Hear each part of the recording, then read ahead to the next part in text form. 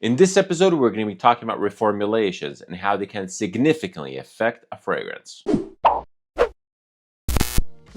Hello, welcome back to Seldomly Often. I'm Daniel, today we're talking fragrances, and this is a practical review of Amouage Lyric Man. These reviews are for fragrances that I have a lot of experience with, multiple wears and many situations, and I'm meant to give you a general idea of what it feels to wear the fragrance. As per usual, I do a lot of research before buying fragrances, but I don't really like to go into details about notes and accords, as I don't think that they help the end user. I'd rather talk about the wear experience as a whole. Is the effect of infamous reformulations even real? Is it all in our mind? Are we imagining things? Well, in this episode, we're going to be talking about Lyric Man, and this is a fragrance that completely solidifies the fact that reformulations are a thing and that they can absolutely massively affect the fragrance and its wear experience. My first encounter with Lyric Man was in a first impression comparison video where I was pairing it against, what was that? Zaroff Signature Black Rose. And in the video, I wasn't really thrilled about either fragrances, to be completely honest. I was on a rose discovery period, I would say, and at the time I was looking for a very punchy, very in-your-face rose that would perfectly complement, maybe in a little bit more of a fresher manner, my love affair with Portrait of a Lady. And when I sampled Lyric Man in that video, I did recognize that it was a good fragrance, but it wasn't really what I was looking for. It was a little bit too fresh, too soapy, too clean, and too subtle. I wanted something a little bit more punchy, a little bit more dynamic. As I do in most of my first impression comparison video, I was using a sample. In this case, an official Amouage sample. It's this sample here. I still have a tiny bit in here because I did want to revisit and really compare with the actual version that I'm going to be discussing today.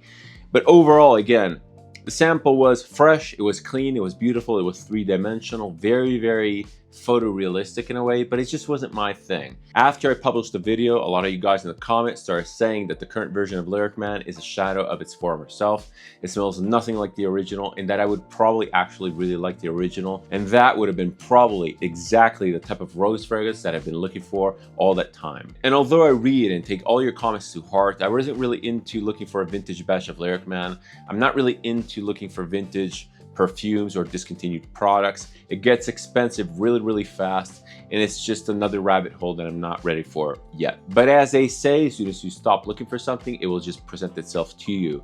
And I was browsing my secondhand market, the local one that I use for all of my trades and local secondhand acquisitions, and I found what appeared to be a really good deal on a vintage version of Lyric Man in 50 ml.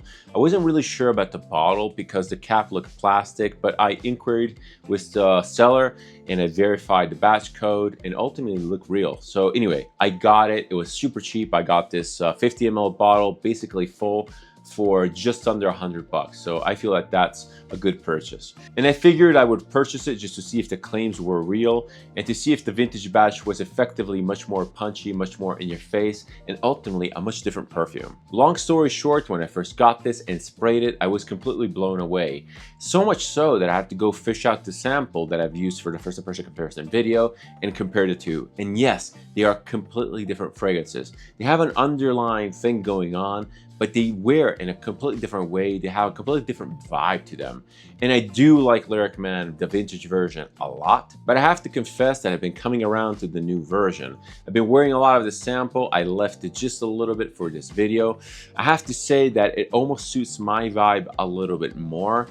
Yes, the longevity is questionable. It can be a little bit more powerful, but it's a nice change of pace for most Amouages. Both fragrances are actually really good, but we're going to cover the scent profile and wear experience after we cover the presentation.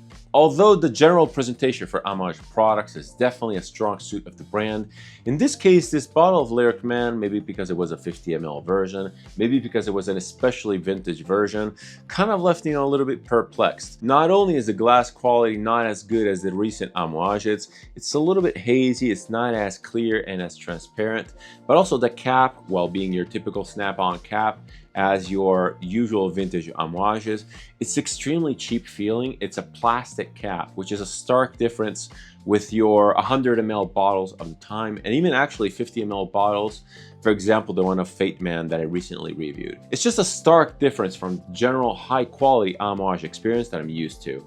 The sprayer on here is decent, nothing to write home about. It sprays okay, non-pressurized, not very dispersive. It does the job. I stopped giving credit to Amouage for their sprayers and for their ability to push high oil concentration fragrances, because ultimately they're not that great and other fragrances do just as good as a job, if not better. But anyway, it works, it's okay. Let's give it a couple sprays. Been wearing this as my scent of the day. It's an absolutely beautiful office friendly scent. It's a very friendly scent overall, very likable, very mass appealing. It definitely requires some confidence because this is a heavy floral, heavy rose forward fragrance, but if you're okay with that, this is an absolutely beautiful wear. The rest of the presentation is your regular Amouage. The bottle is the same usual shape. Again, this is a 50 ml. You got this metal plaque, you get the batch code at the bottom. I did not get a box for this, so I don't even know what the box looks like. I usually cover price when talking about the presentation, and with this bottle specifically, given it's a vintage batch, I can't really recommend you go out and seek it out because I don't know the availability and I don't know the actual price on the market. As far as the normal Lyric Man goes, the current batch, it's a fairly expensive fragrance as most Amouages go. That being said, I feel that most Amouages overall feature a pretty good bang for buck because the fragrances are really well made, they're exceptionally unique, they're very strong, generally super long lasting, and they're overall some of the best fragrances on the market in my opinion. Alright, it's finally time to talk about the scent profile and wear experience. We're going to be comparing the vintage version of Amouage Lyric Man to the new current batch. First and foremost, I want to say that this is a fragrance from the Christopher Chong era. And it left me really puzzled at the start because this is a very stark difference from all of your other Amouages, and it smells completely different from the rest of the lineup, both the vintage version and the new version. It feels like it's a fragrance from another brand. And I have to really applaud Christopher Chong here because he really came up with something innovative within the brand itself, something that is very unique and something that offers a completely different vibe. Lyric Man is probably the most floral-centric fragrance from the men's lineup, and it's also, I think, one of the freshest ones in wear experience and overall vibe. To my nose, Lyric Man barely conveys any sort of Middle Easternness or exoticness. There's no weird fragrance note, there's no heaviness, there's no stench, there's no funkiness whatsoever. This is a very clean, very formal, very elegant, very mass appealing and pleasing type of fragrance. It wears surprisingly light. It's super fresh. It's super, again, clean. Clean is the adjective that comes to mind. And actually clean is what I'll be referring to when I'm going to be talking about my options. As I mentioned multiple times in this video, Lyric Man is first and foremost a heavy rose forward fragrance. It's insanely rose forward. It's one of the most rose forward fragrances that I've ever tried. So photorealistic, it basically perfectly depicts the idea of a rose, the idea that you have in your head of a rose. It's a little bit more of a clean, light pink type of rose, very fresh, but it's beautiful, it's pulpous, it's delicate at the same time, it has a little bit of a powdery aspect. It's super elegant. It is a little bit reminiscent of the scent of something like rose water, so you have to be definitely not associating rose to any type of a elderly, mature woman type of energy, otherwise you will never be able to wear this. But if you're a fan of incredibly unisex rose fragrances and rose in general, this might be exactly what you've been looking for. I'm going to be talking about the wear experience for the vintage version first, and then draw the parallels with the new version and talk about how they compare to each other. The original formulation of Lyric Man is an insanely strong fragrance, almost nuclear. When you first smell this after spraying it, you get this immense blast of rose that sits heavy in the mid-tone of the fragrance. It's super rose forward. The rose in here is pink, it's heavy, it's dense. It has a velvety texture, it has a little bit of powderiness, but overall the characteristic of this rose, specifically for Lyric Man, and this is also common to the new batch, is that it's a very soapy, clean type of rose. It feels like a bathtub full of rose petals and like rose scents, rose scented candles. Everything is like engulfed in this pink mist. It's almost like an angelic type of cleanliness. You get an image which is a mixture between these very light rose petals and these bubble bath bubbles, kind of suspended into midair in slow motion. You don't really know if they're going up or down, but in this case, they might as well be going up because this fragrance has an insane amount of push, has an insane amount of like levitating power. It's a very, very strong projecting fragrance from the first sprays. It's super loud. It's really, really beautiful, and it gives you this overall insanely clean feeling. This smells cleaner than any other blue fragrance currently on the market. Not necessarily in the most masculine way, but it has this energy, it has this vibrance. It has this aura of confidence that you really need to saddle and just ride into the world. If you can't tame this rosy beast, and if you're not confident enough to pull this off, this is definitely not the fragrance for you. It will make you feel self-conscious. It will make you feel like you're wearing a fragrance that is just not fitting to the situation. Personally, I have zero issues wearing heavy florals, and I love rose, so this thing here is right up my alley. I really like how it seemingly catches people off guard, because again, it's so powerful, it's so photorealistic, it's so rosy in a way. It's rosy in such an unusual way. The only rosy fragrance that is similar to this in potency and in forwardness is Toy Boy by Moschino, but that one there also has a little bit more of a masculine edge to it with the pepper and the mentholated metallic aspect. The fragrance evolution for the original Lyric Man is pretty linear. This is not a very transitioning fragrance. It's not one of those amouages that constantly keep changing and keep you on edge. This is pretty much a rose fragrance top to bottom. And the vintage version is so potent on the rose factor that you get rose from the very, very top to the very, very deep dry down.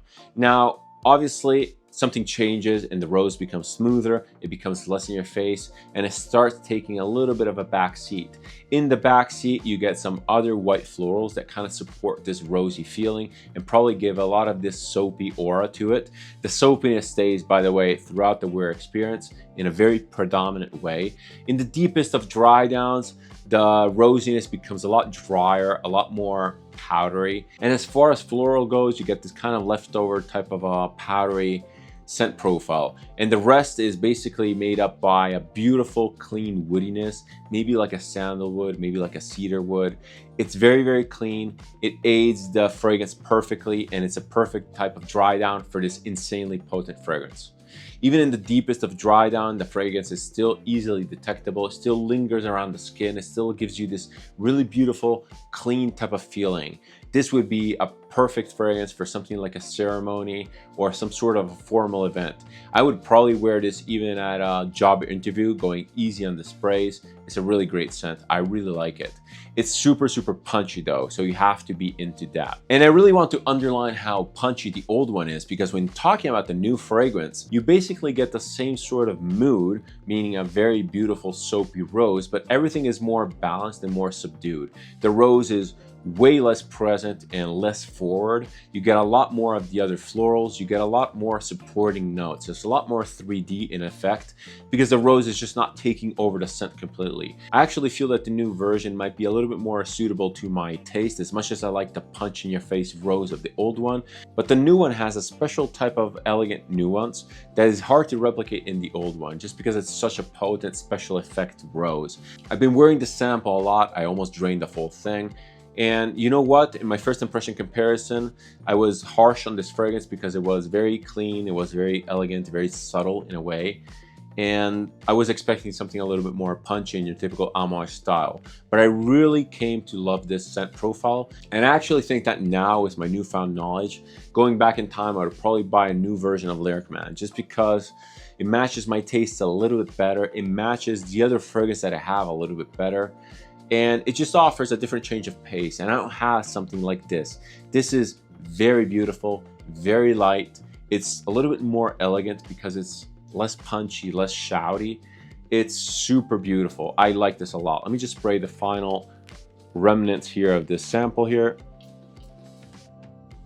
Yeah, it's really unique. It smells completely different. I pick up on a lot more notes in the new version. I pick up on a little bit of nutmeg. I pick up on a little bit of the angelica. The woody notes are more prominent from the get-go. The scent is a lot more 3D. Again, it's more layered. You can put your head in there and just look around and pick out the various components. If you want a strong, rosy forward fragrance, this might not be your thing. This is a lot more of a clean, soapy, just fresh, elegant type of scent with some rosy nuance. This is not rose forward as the old one. But overall, I like this a lot. It's super beautiful. And I actually got really good looks from this one here. No compliments yet, but really, really good looks, because it has this beautiful, clean feeling that when you get close to someone, you just come across as well put together, well groomed, and well cared for. So reformulation is indeed a thing. These two fragrances smell very, very different. One is exceptionally rose forward, very punchy, very shouty in the most beautiful way possible, still super soapy. This one here is a little bit more subdued. It's a lot more elegant. It's a lot more simple in a way. That being said, I do appreciate having the vintage version. I really like this. It's super unique, very punchy. Kudos to Christopher Chong for pulling off something so different and so weird within the Amouage brand. Time to talk about the practicalities, and first, as usual, we talk about the performance. Performance on the vintage version is absolutely nuclear, as I mentioned. It's a super, super strong fragrance that lasts basically all day. If you spray it on, you'll get massive projection for the first 2 hours, and then the scent slowly and steadily fades off. Never really becomes a skin scent because it's always lingering and it's always easy to smell, even in the deep dry down 8 hours down the road. I really like the transition of the projection top to bottom. It's super smooth, not jarring. It's just overall almost like a perfect wear. The new version wears in a completely different way. It's a lot lighter and fresher. The longevity definitely takes a hit, and so does the projection. Everything is just more subdued. You get about 5 to 6 hours out of this. I've been wearing it to the office and monitoring the wear experience overall. I think it perfectly fits the scent profile. Even the projection is less loud, it's more intimate, it's more fitting to the clean, elegant, subtle type of scent profile that the new version is. When it comes to use cases and versatility, I feel that both versions are pretty versatile. They both sit pretty high in the tonal range, offering good wearability for even the hottest seasons. The clean, energetic vibe of both of these scents fits day-to-day activities very, very well. These can go easily casual to elegant. I feel that somewhere in the middle is the sweet spot. In the evening, I would definitely go for the vintage version if possible. It's a lot more punchy again. It's a lot more in your face. It fits well within loud events. It's just very, very noticeable. And the heaviness of the rose works well in the evening. The new version you could probably wear as a signature scent, so year-round in any sort of occasion, even in the evening, but it's definitely a lot more of a subtle, elegant, soapy, clean scent. So you won't necessarily come across as shouty. This will not be too much of a statement maker. This is more about coming across as well put together, well groomed, and cared for. When it comes to demographics, I actually feel that both of these scents are very, very unisex. Lyric Man, the original version or the original formulation, is insanely unisex just because of how abstract the rose is in here. This is a typical Amouage scent in this case, meaning that it's very abstract, very different smelling from anything else on the market. The new version might be a little bit more masculine leaning despite the rose tendencies, just because you tend to associate a very clean, well-groomed, very energetic type of feeling to maybe like a man out of the shower. I'm not really sure where I'm getting this feeling from, but this wears extremely beautiful on my skin. It comes across again clean, just put together, very powdery, very dry.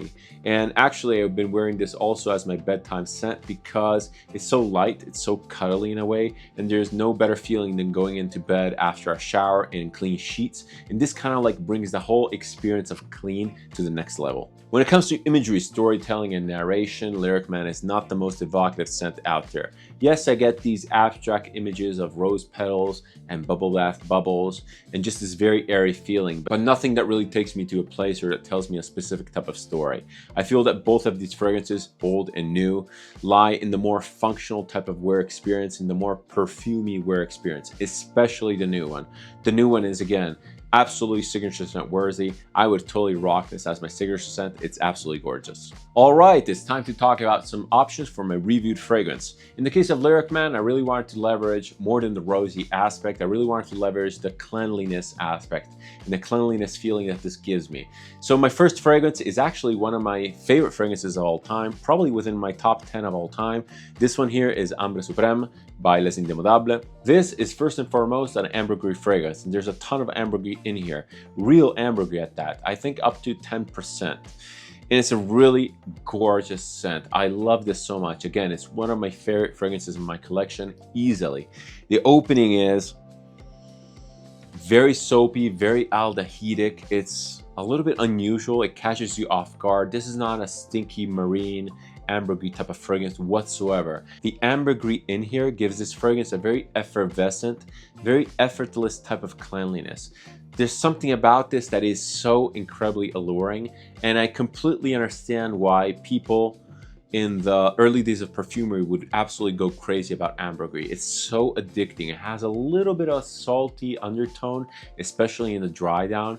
But the way this works on skin, the way it sits on skin, it's pure magic. I love this so much. This to me is almost a perfect fragrance. With my only complaints being that the longevity could be a little bit better. I'm getting about 6 hours-ish of wear, and that the projection curve could be a little bit better tuned. It's super loud in the beginning, and it kind of just falls off a cliff after about an hour, and it becomes a very beautiful skin scent. If it could be a little bit more gradual, it would be absolutely perfect. This is one of those fragrances that I find myself to be incredibly protective about. It's probably one of the only fragrances that I would buy a backup bottle of, just to have a little bit more of a liberal type of routine of spraying. I would love to spray this a little bit more. I've been going through this way too fast. I'm scared to run out. It's that good. Les Indemodables is definitely one of my favorite houses on the market. Every one of their fragrances really fits to me. They really fit to my style. I really appreciate the elegance and subtleness that this house offers. Absolutely amazing stuff. And if you haven't smelled Ambre Supreme, you have to get your nose on this because this is pure magic. The second fragrance that I want to showcase as an option is actually the only one that even features rose in it. We're talking about Fragrance du Bois Siberian Rose. I've talked about this fragrance before. This is a very fresh, clean, floral fragrance. Not necessarily super rosy. It's a little bit more of a fruity type of freshness. There's a lot of pear. There's something like a cucumber accord that gives it a very beautiful watery aspect. I really like this. It's definitely on the more feminine type of things. It's a little bit too sweet for my taste, but overall it's a beautiful wear experience and a really nice change from my heavy ouds and heavy stinkies. When I'm tired of wearing heavy fragrances, I spray a couple sprays of this on.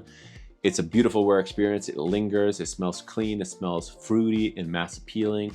This is super non-offensive.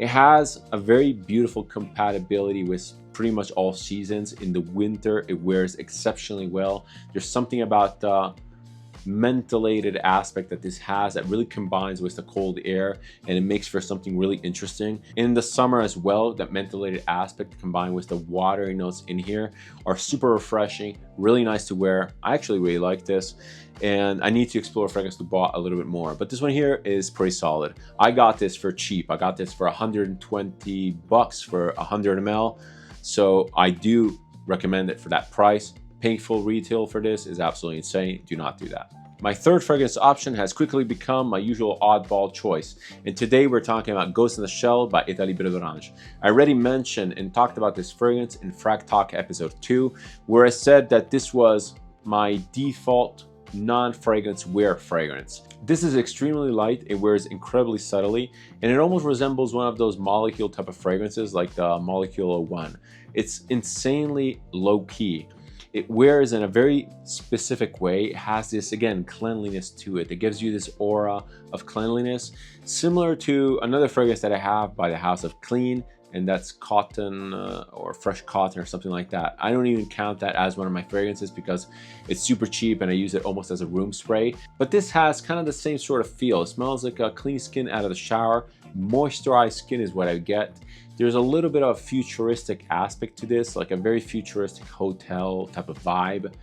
It's not necessarily what I was looking for when I bought this. I was looking for something a lot more edgy and more lactonic, more maybe rubbery, something a lot more mechanical. This is not that. This is extremely light, very simple. It's not even really narrative. It doesn't even tell me any kind of story. It's just kind of there. It's just there like in the background.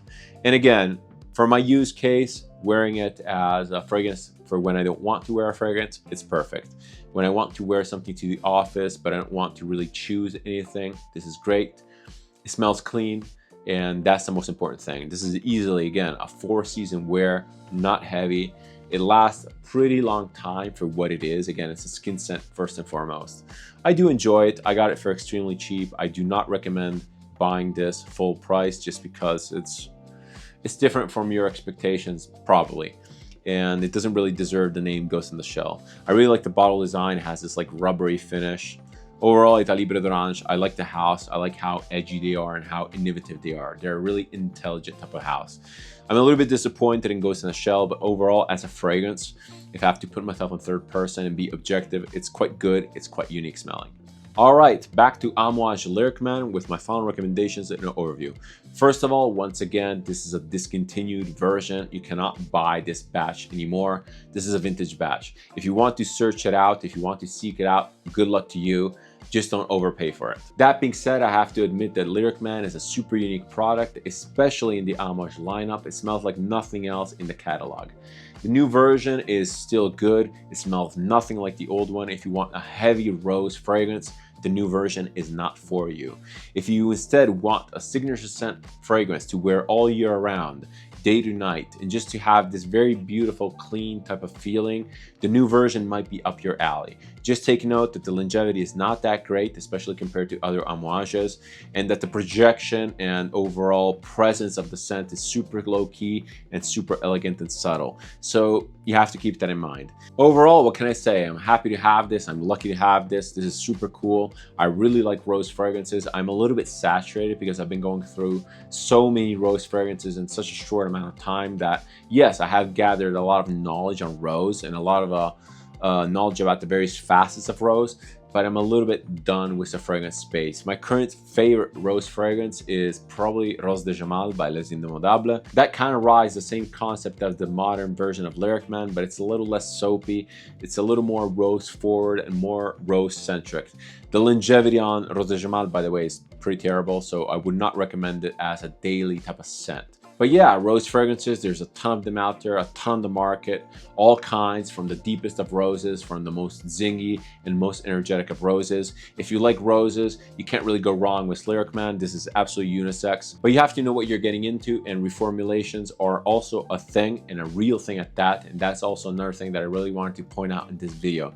Reformulations are there. They're there for better, for worse. We can't really do anything about this. I'm not really the person to cry over discontinued or reformulated products. It's just a life cycle of things and retail products in general. That's just how it works.